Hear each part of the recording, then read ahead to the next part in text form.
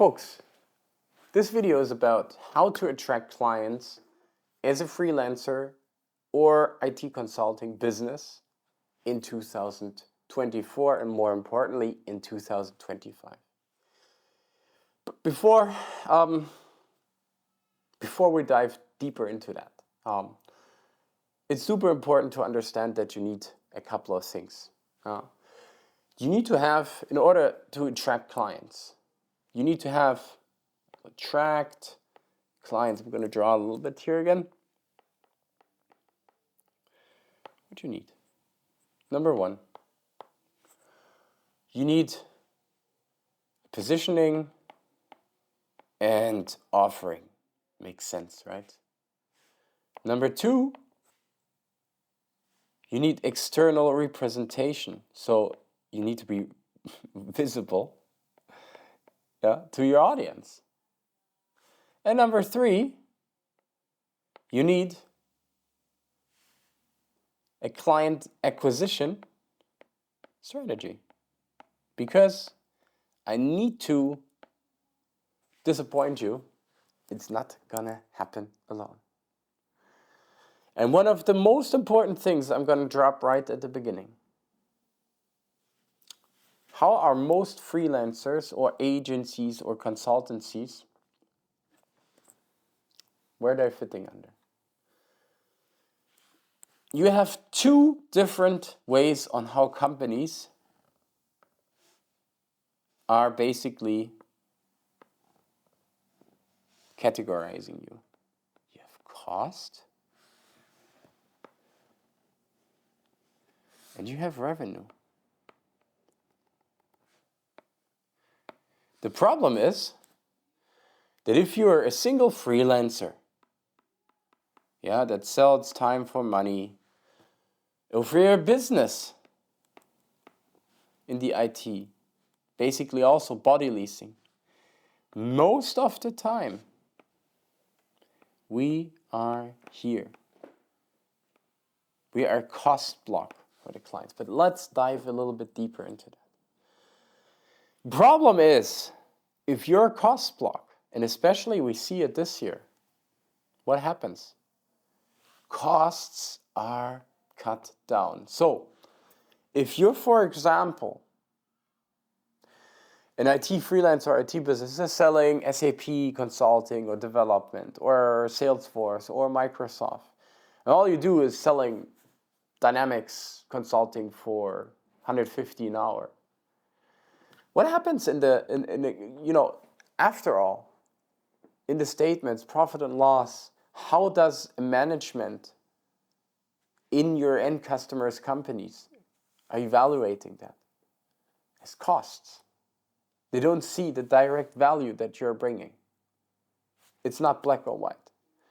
But if you are someone who is, let's say you're a freelancer, and you're delivering a skill per hour, you're directly compared to an employee who's bringing the skill per hour, which is made cheaper. Another problem now is that if you're simply delivering something by the hour, nearshoring, offshoring comes into place. Competitors that are more than half than what you are basically offering when it comes to the pricing. So now from a management perspective, if you have a resource, important word, resource,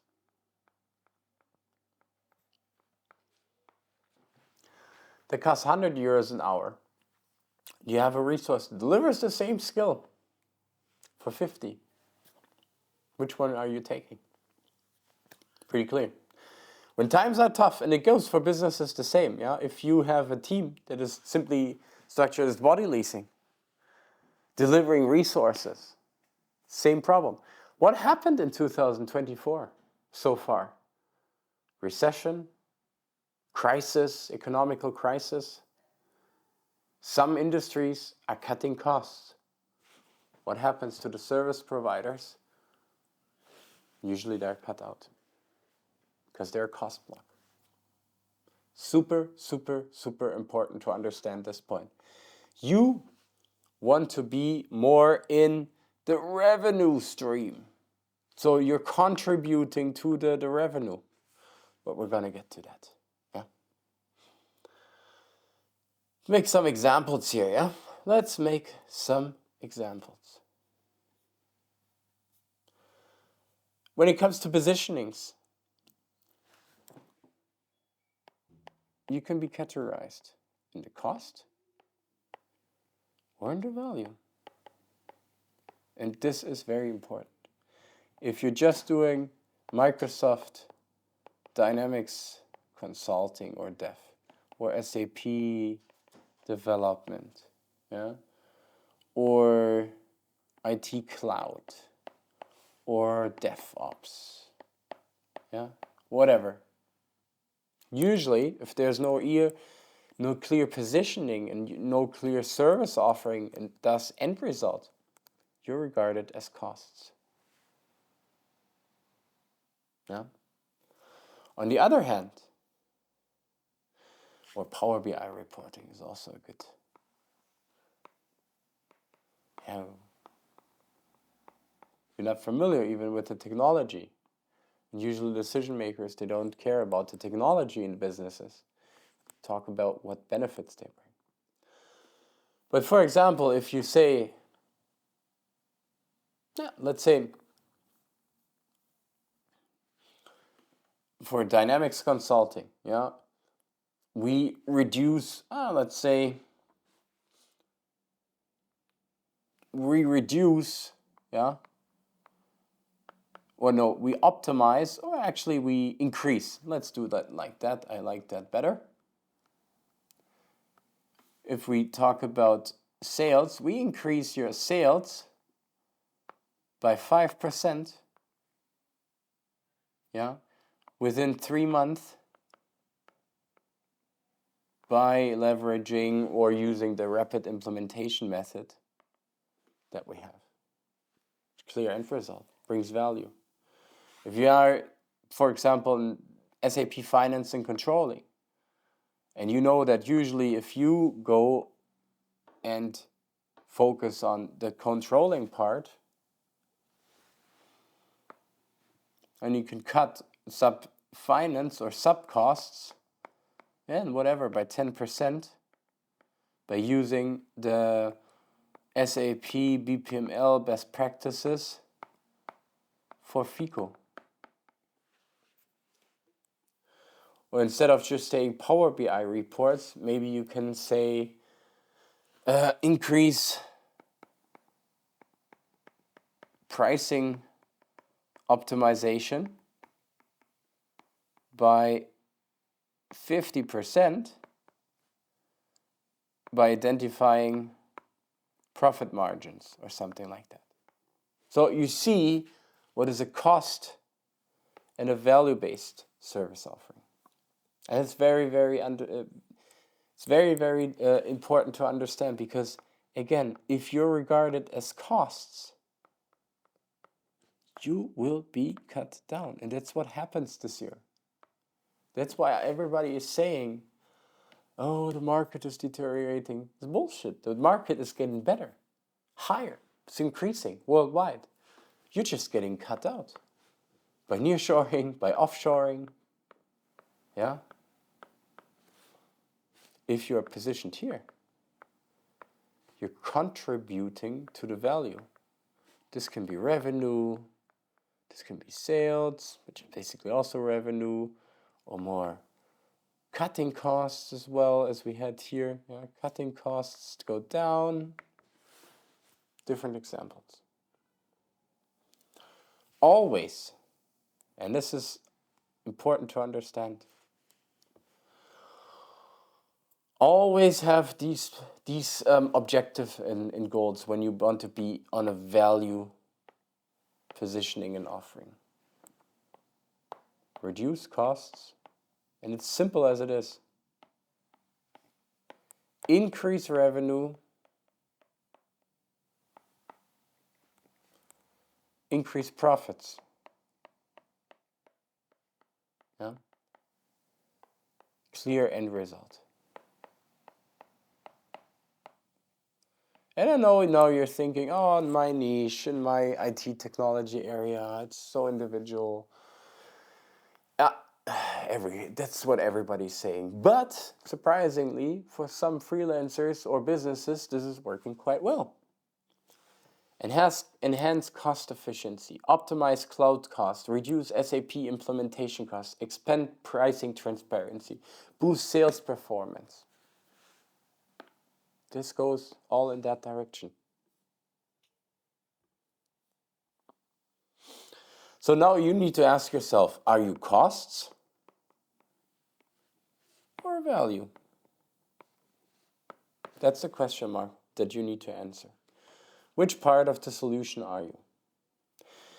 Super important when we talk about positioning and offering.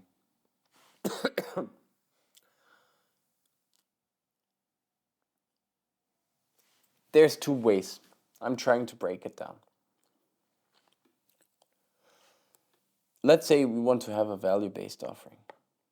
Yeah, we don't want to be regarded as costs.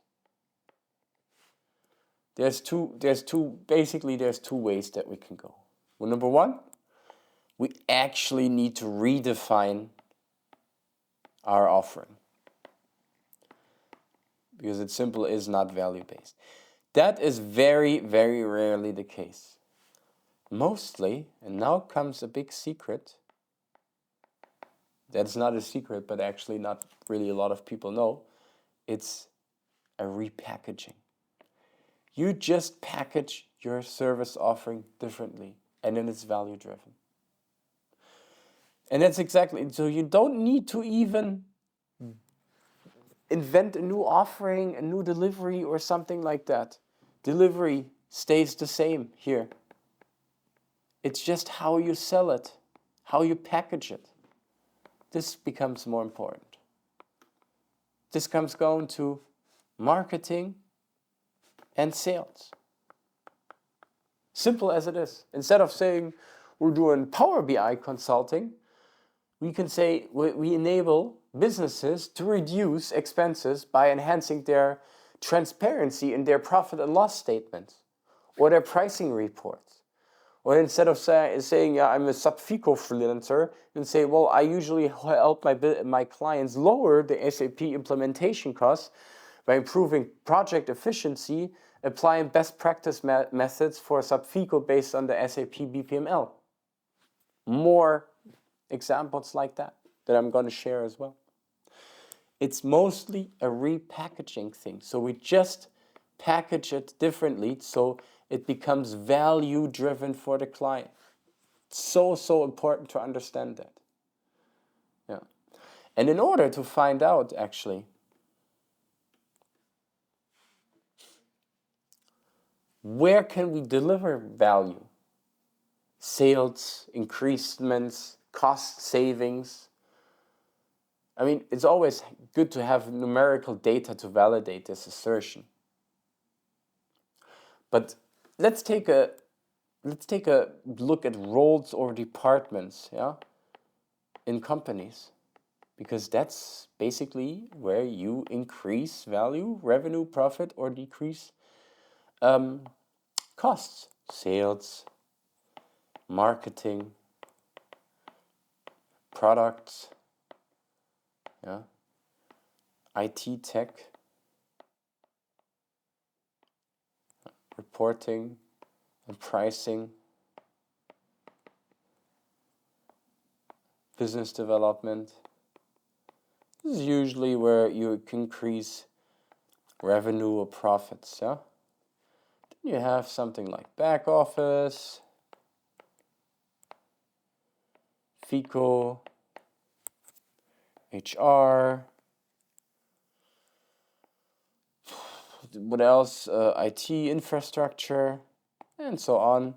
And you want to cut costs, revenue up, costs down. So how you can look at these kind of things. It's simpler than it looks. Always back up with real numbers, highest probability of success. If you cannot claim these numbers yet, create some case studies that can validate them. Yeah, you always start somewhere. Look at the past projects. Yeah. Now the question is how to revisit and enhance positioning and offerings. Yeah.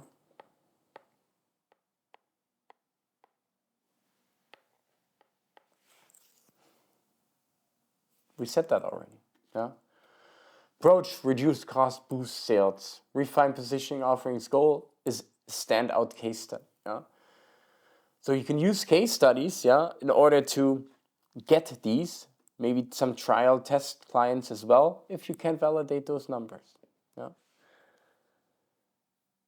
So where we were right now, when it comes to our first points, we just talked about this step.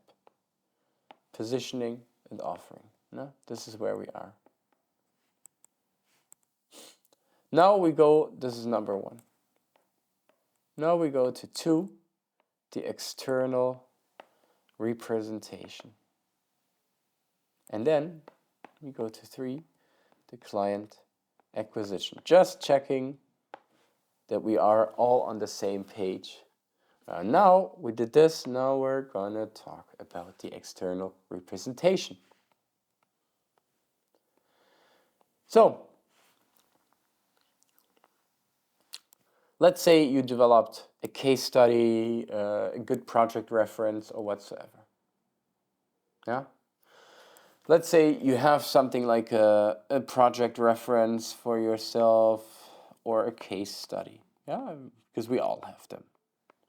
If we work with clients, we need to have them. You can recycle them. Yeah, for example, to social media. LinkedIn, YouTube, yeah, Instagram, Facebook, TikTok, Snapchat, whatsoever. Yes, they work also in a B2B context. You can have an opt-in here. It's basically go in this cycle. So you're leveraging this.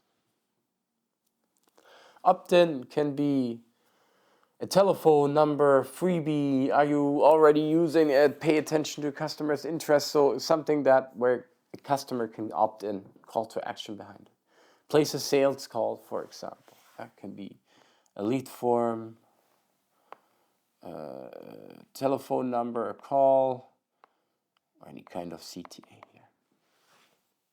Or a DM as well. Very important.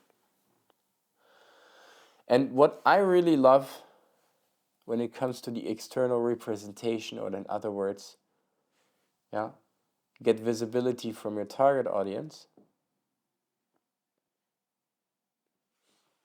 And this is something that I haven't shared before, is the ACA framework. And hold your feet, it's not invented by me.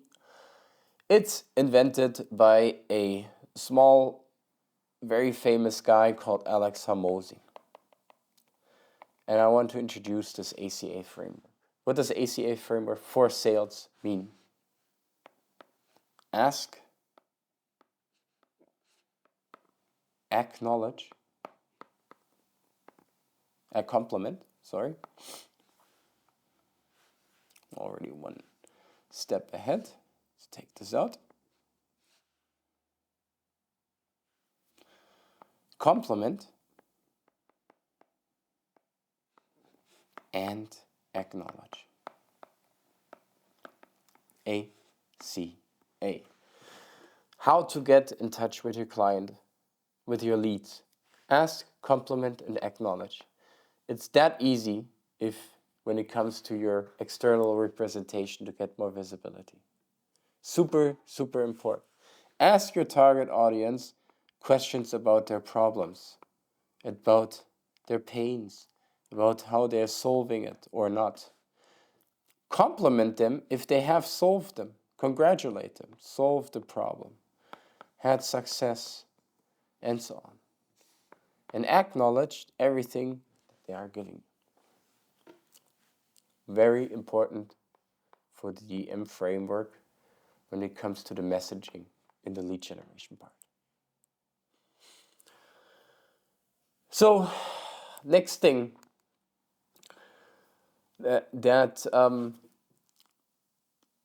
we want to talk about when it comes to attracting clients is basically the topic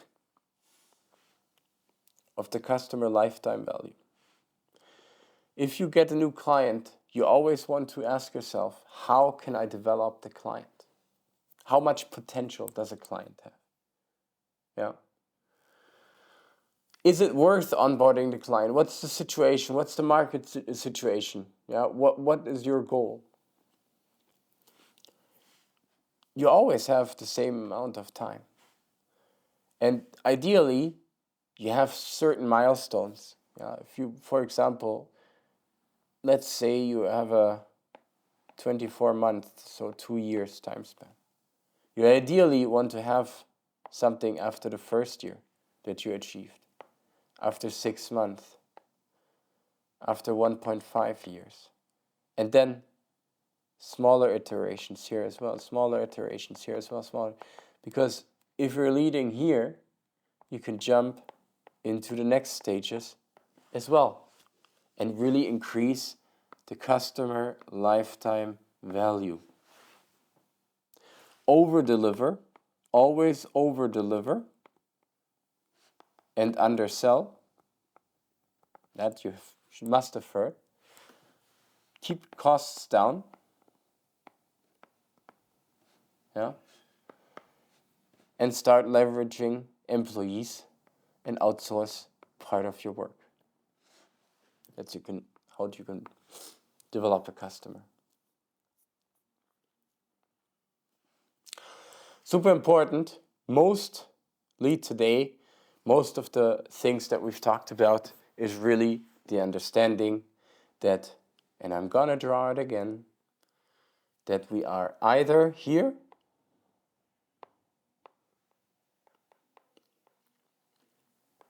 or here. And we don't want to be here, we want to be here. And that's done by a standardized service offering. If you have any questions about that, feel free to get in touch with me and my team for a free consultation session. Obviously, watch all the other videos because they're kind of building on top of each other. It's not that we are randomly picking topics. I really hope this helps you, and really need to understand that if you're just positioning and offering your services by time for money, and just delivering a skill, you're a resource, you're irreplaceable. And it's unfair to yourself because you have such great expertise, so much experience, and that's a lot of work, that's a lot worth on the market. But again, it's how you package it. Package it differently that you go to the value base. See you in the next video.